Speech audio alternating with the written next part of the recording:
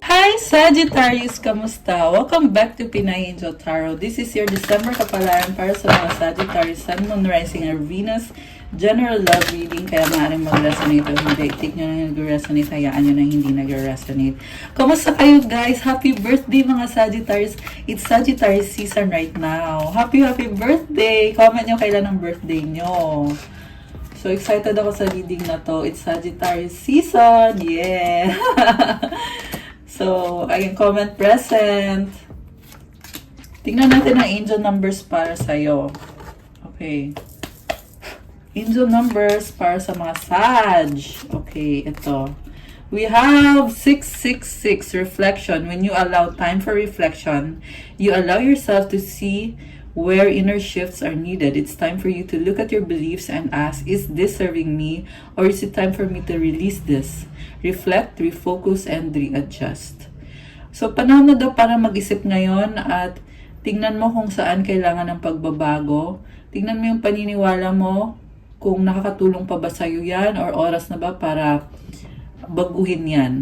Mag-isip ka, mag-focus ka ulit, at mag-adjust ka. Affirmation mo, as I refocus on what serves my highest good, I feel myself shift into my highest self. So, nag-a-adjust ka dito. Alam mo, na-achieve mo na yung soul path mo or papunta ka na dun. Nakabuti tong pagbabago na to para sa highest self mo. Ayan. Isa pa. One more angel message for the Sag. 999 release. Endings are new beginnings in disguise. An ending symbolizes the closure of one door and the opening of another. The whisper is reminding you to release and allow. It is in the release where the magic happens. Kailangan mo na i-let go ang isang sitwasyon na hindi na nakakatulong sa'yo. Pwede itong tao, sitwasyon, ugali, or sistema, or pwede yan paniniwala. Kasi andyan na yung ending eh. Pero huwag kang panghinaan ng loob kasi yung ending na nangyayari sa'yo, it's a blessing in disguise. New beginning in disguise yan. Hindi mo lang nakikita pero napakalaking pagbabago ito na pumapasok ngayon sa buhay mo, Sag. Closure and opening of doors or opportunities. So, mag-release ka at allow the change to happen. Kasi merong magic. Ikaw mismo ma-amaze ka eh na kung paano nag-work sa universe, how God works for you or works in your life, works through your life. Affirmation, doors open for me where others have closed, bringing transformation to my mind, my body, and my soul. Alam mo, yung buong ikaw yung tinatransform, yung isip mo, yung katawan mo, yung kalusugan mo, at yung soul mo. So, comment, I release and I surrender to God. Ayan, ilagay nyo dyan, guys. And comment, claim, new beginning. I love it. Isa pa nga, for the Sag, kasi birthday nyo ngayon eh. Sag season ngayon eh. So, 111, destiny, follow what you feel. Listen as your intuition helps you to guide you to what you are manifesting. The inner whispers are helping you to create all that you desire. Listen, lean in, and follow your soul. Grabe, destiny, oh. Tinutunan ka ng intuition mo. Malakas ang intuition ng mga Sag. You are co-creating with the universe. You are really manifesting. And you are creating what you desire. Grabe, ang bongga nito. Hawak mo talaga kung ano yung desire mo, yung gusto mo mangyari sa buhay mo. You're the one creating it. Kailangan mo lang daw makinig at sumunod sa sinasabi ng intuition mo para sa ikakabuti ng soul mo. Affirmation, life is always happening for me. I am allowing myself to lean in to what feels good. So, nangyayari na lang yung mga bagay-bagay at para yan sa ikakabuti mo because you also have a good heart, Sag. At ito yung kagustuhan ng puso mo kung ano yung mga nangyayari ngayon sa paligid mo. No matter how it seems or how it looks para sa'yo, pero you're on the way to your heart's desires. You just have to listen at gawin mo anong sinasabi ng intuition mo. I love it. Comment, claim destiny. Ayan, comment nyo dyan, Sag. So, kuha tayo ng mga love energies. Anong mga energies of love? ang connected sa'yo this time. Love energies. Okay, merong individuality. Be wary of possessive partners. Maintain your individuality. May sarili kang sistema, may sarili kang paraan, kahit hindi nauunawaan ng iba. Pero, you are very authentic and self-confident.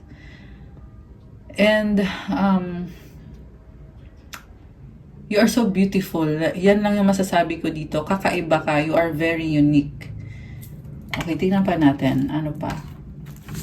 I feel like you're embracing your authenticity, your uniqueness right now. Charisma! Wow! Love flows to you. You radiate charisma and charm. Oh my gosh. You are so unique and charismatic. Grabe! I love this vibe. Alam mo, simple ka lang, pero maraming humahanga sa'yo, Saj.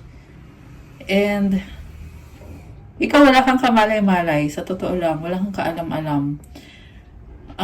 May mga ano may mga wounds. May mga wounding ka na masyado ka nakafocus sa mga wounds mo. Medyo i-appreciate mo yung love na binibigay sa'yo openly ng mga tao who mean the best para sa'yo. Kasi parang nakita ko dito, merong nagmamahal sa'yo pero hindi mo masyadong napapansin kasi iniisip mo kung ano yung kulang sa'yo. So, galing kasi yan sa mga inner wounds or past trauma. Huwag ka masyadong mag-focus dyan kasi naho-hold back ka nyan ng mga thoughts, negative thoughts, limiting beliefs. So, medyo bawas-bawasan mo. Okay? Kasi na-attract natin kung anong iniisip natin. Mas mag-focus ka sa positivity, sa liwanag na meron ka. Yeah, meron kang liwanag. And also, sabi ko nga, maraming humahanga sa'yo nang hindi mo lang nalalaman. Kaya, I feel like it's time na to give thanks to those who truly appreciate you and not dwell on those who say things against you na hindi nakakabuti sa'yo. Nakita ko din dito na yung judgment ng ibang tao nakaka-apekto sa'yo. So, huwag kang makinig sa mga bad things na yon. Meron din kasi naiinggit kasi nga you are very charismatic. And hindi mo alam yon pero it's true. Talagang maraming humahanga sa'yo. Yung iba, unhealthy lang kasi nauuwi sa inggit. Okay? Pero don't let it get to you. Instead, ang gawin mo is appreciate mo kung sino yung purely nagbibigay sa'yo ng totoong appreciation at pagmamahal.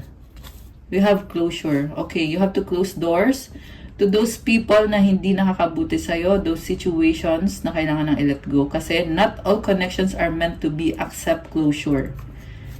Okay, there's a certain process of acceptance na kailangan gawin or kailangan mangyari or nangyayari ngayon. Okay, last one. Wow, abundance! I love this. Open your heart to receive the abundant love the universe has to offer. So, you are glowing at ang masasabi ko lang is claim it. Buksan mo yung puso mo at tanggapin mo. Alam mo kasi guys, meron kasi minsan na andyan na nga yung abundance pero hindi mo ma-enjoy. Alam mo bakit? Kasi sarado yung puso mo. So, buksan mo yung puso mo. Ibig sabihin, don't block it. Hindi ka kasi aware. Okay? Yan yung nakita ko dito. Hindi ka aware eh. But once you open your heart, and sabi mo dito, okay, sige, I will not resist. Ganun yung gawin mo. Okay? Open your heart para ma-receive mo kasi andyan na yung abundance. Comment, I open my heart to receive abundance. Ayan, para ma-claim nyo na to guys. Kasi napakaganda. Ayan. So, tingnan natin yung energies mo from the tarot. From the bottom of the deck, overall energy is Strength card. Okay. Ang daming nangyari sa'yo sa buhay mo, pero you're coming from a place of patience and also strength. You are very strong. You are protected also. Naka-armor ka, oh. Ayan. Pero there's some aspect of you na vulnerable and wounded. Palaban. Pero nasaktan ka rin eh. And kahit na nasaktan ka, nakikita ko pa rin sa'yo yung lakas ng loob mo to make everything work out for you and for the good of everyone. And ang nakita ko kasi dito, very pure yung puso mo na kahit na ikaw na ngayon nahihirapan, lagi mo pa rin iniisip na paano si ganito, paano si ganyan. You're very caring, concerned ka sa mga tao sa paligid mo. Siguro minsan isipin mo din muna yung sarili mo kasi may iba kasing Sag na nagiging weakness mo yun yung concern mo sa ibang tao. So, iwasan mo yun. Okay? Although ang nakita ko dito, nagpapakita ka actually ng strength ngayon, which is yung strength mo is to fight for what you want, fight for your heart's desire. So, yung cards mo dito, 6 of Cups, 6 of Swords, the Hermit, 9 of Rods, and the Page of Swords. And then 3 of Pentacles, 3 of Rods, 5 of Rods, Ace of Pentacles, and the High Priestess. Okay, so merong person sa buhay mo, ex mo yan or someone na may pinagsamahan kayo. And gustong bumalik sa buhay mo. Pero ikaw dito, you prefer to work on your own, to be alone. Kasi pinoprotektahan mo yung sarili mo, inisip mo yung makakabuti para sa'yo. Kasi marami kang pinagdaanan sa buhay, ilang beses kang nasaktan. At the same time, curious ka kung mag-workout ba itong offer na to.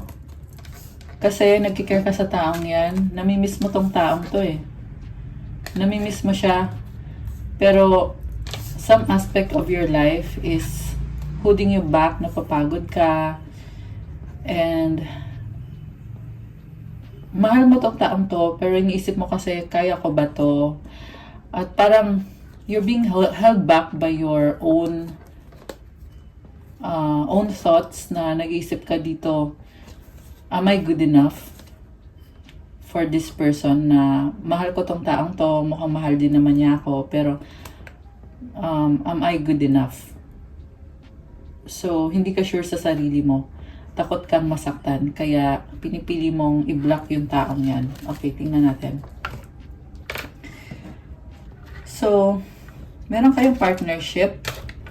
This person wants to reconnect with you, to start anew, and to have a commitment with you. Pero, meron kayong unfinished business. And there's some sort of competition na kung sino yung tama. Alam mo yon, may ganong issue dito Pero ang gusto lang ng taong to is to have a new beginning. Kaya ka naguguluhan sa kanya kasi very mysterious yung taong kadil mo, the High Priestess. Hindi siya nagsasabi openly. And may duda ka dito na baka may iba na siya, baka gagamitin ka lang niya, baka naka-move on na siya at gagawin ka lang niyang option. So, duda ka. Okay. Ang tanong, ano ba ang tingin niya sa'yo? Tingnan natin Ano bang tingin sa'yo nitong taong to? Kasi ikaw duda ka sa kanya Feeling mo kasi lulukohin ka niya. Oh, wow. Hierophant. Grabe. Ano mo tingin niya sa'yo dito? Actually, hangang-hanga siya sa'yo Tingin niya sa'yo, ikaw yung partner niya. Yung divine partner niya. So, kung ano man yung iniisip mo baka may iba na siya. Kasi nung labas dito, serious naman siya Page of Rods, 7 of Pentacles, Knight of Swords, the Empress.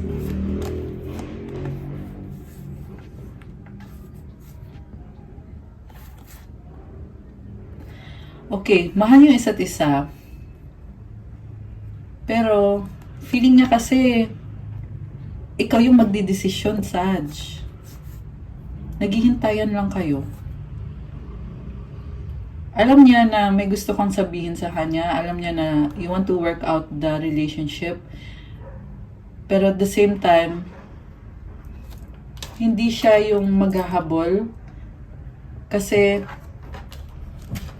I can feel na this person tried to make their intentions clear. And It's up to you. Ikaw yung magdidesisyon. Pero, malakas yung energy dito na naghihintayan kayo. You still like each other, want each other, you miss each other. Lovers at the bottom of the deck. Ang tingin niya sa'yo, may iba ka at dapat magdesisyon ka kung pipiliin mo ba siya kasi andito lang siya. Willing siyang bitawan yung mga ibang tao sa paligid niya para sa'yo. Pero, sa'yo nakasalalay yung desisyon. Ten of Rods. Tingin niya kasi sa'yo, you are burdened by other people, kaya hinahayaan ka lang niya. Magkakaayos ba kayo? Or magkakatuluyan ba kayo? Tingnan natin ha. So the messages are very clear. Ace of Swords, Two of Swords, Two of Cups, Knight of Pentacles. Breakthrough, decisions, and reconciliation yung kailangan mangyari. Yes, magkakaayos kayo. Yes, may delay dahil may mga doubts. Okay. Star, healing. Sa bottom of the deck, you have the Moon. The World. Okay. There's an ending happening, going on. And there is also healing. So, you have to unite with this person kasi if you don't unite with this person, it will be just a wish na hindi na-grant. Sad to say. Pero etherically kasi nag-yes na eh. I mean, what I'm saying is, if you want to know if this is going to work out, ang sagot is yes on the soul level. Pero on the physical level, you have to put in the work. So, yan yung kasagutan.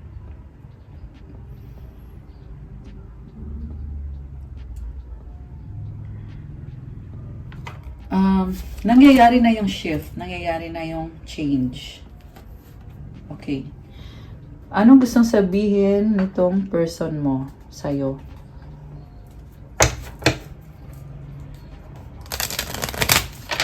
Alam mo, mahal ka nitong taong to. Hinahayaan ka niya na magdesisyon para sa inyo. I need space. So, siguro feeling mo na hindi ka niya pinapansin. Pero, naghihintayan lang kayo, guys. My love for you is stronger than ever. My beloved. O, diba? Sobra kanyang mahal. Need yun ng space. Kasi inaayos din niya yung sarili niya. Pero, andun yung kagustuhan niya na mag-workout pa rin kayo. Ano naman ang sasabihin mo sa kanya? I'm tired of running. Okay, tinakbuhan mo to. I want you. Pero, nare-realize mo na gusto mo siya sa buhay mo. Can you hear me whisper your name? So, you're still trying to manifest itong taong to na bumalik sa buhay mo or na mag-workout kayo. Ano po mga energies connected sa inyo? Itong mysterious na taong to. Ay! May nalaglag. Wait lang. Kukunin ko. So, yung nalaglag is, I don't understand. Ayan, hindi ka niya maunawaan. I am better with my mind than my heart. So, ngayon siguro nafe-feel mo na masyado siyang detached, kaya natatakot ka. Kasi gusto mo yung dating kayo na talagang pinaglaban ka nitong taong to dati. What do you see in me? So, hindi siya sure eh kung mahal mo ba siya. I can't do this right now. Okay. It hurts so much. The reason kung bakit siya ganyan, kasi nasaktan siya. At hindi pa na-heal yung wounds nitong taong to. 525. Ayan. So, siguro, number 5, significant yung number 5 dito. By the way, malakas energy ng Taurus, Leo, Pisces, Libra, Aquarius, Gemini, Cancer, Virgo. Ayan. Although this can be any sign, maraming Earth sign, Capricorn, Taurus, Virgo, fire sign, ari sa'yo Sagittarius. Lahat naman andito. Binanggit ko lang yung strongest.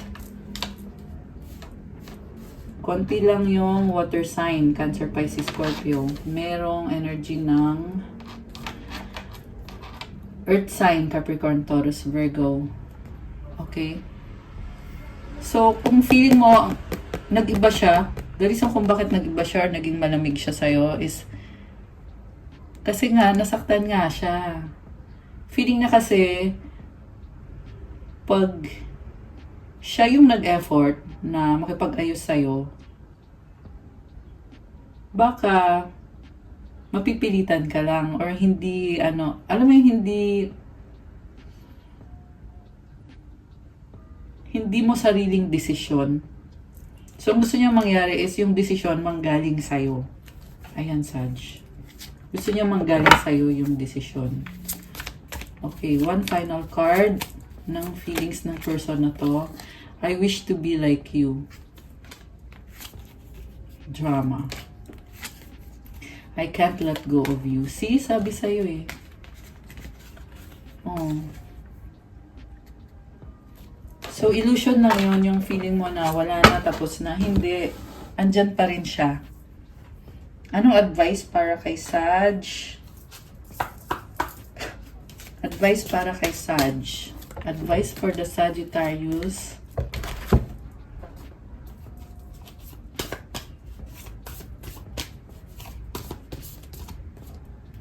Okay.